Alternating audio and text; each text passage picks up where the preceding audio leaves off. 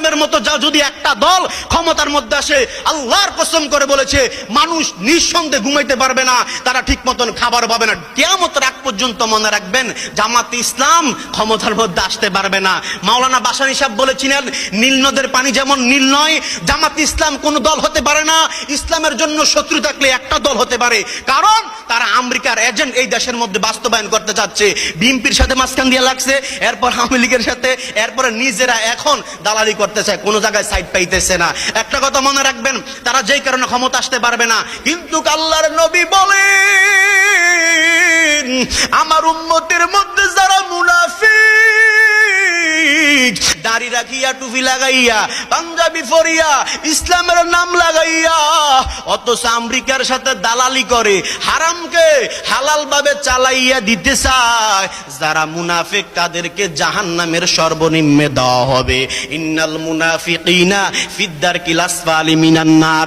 নবীজি বলেন কাফেরদেরকে এত শাস্তি দেওয়া হবে না, মুনাফিকদেরকে যত শাস্তি দেওয়া হবে। আজকে এই জমিনের মধ্যে মুনাফিকের অভাব আছে না নাই?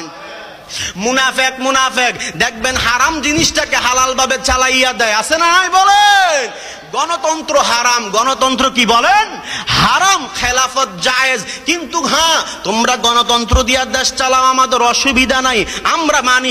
আওয়ামী লীগ যেইভাবে রাজনীতি করে, বিএনপি যেইভাবে রাজনীতি করে, জাতীয় পার্টি যেইভাবে রাজনীতি করে, তোমরাও ওইভাবে রাজনীতি করো, আমরা সাপোর্ট দেই, যদিও আমরা রাজনীতির মধ্যে অংশ নেই না। হ্যাঁ আমরা দাবি করি খেলাফত কায়েম করো, তারপরে যাও। কিন্তু আজকে বাঙালি মুসলমান দেখেছেন জামাত ইসলাম ইসলামের নাম লাগাইয়া অথচ গণতন্ত্রের জায়েজ করতেছে। দুনিয়ার জমিনের যদি এই হালাত অবস্থা হয়, মনে রাখবেন ক্ষমতা আসলে কি পরিমাণ জুলুম হবে। কথা বলেন ঠিক কিনা?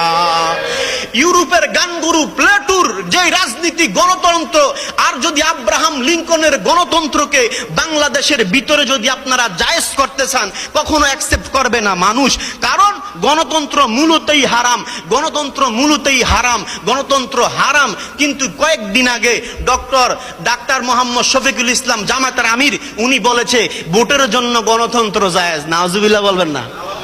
কারণ আপনি মানলে পুরাটা মানেন, আপনি গণতন্ত্র কেনই বলবেন? হ্যাঁ আপনি যদি বলেন গণতন্ত্র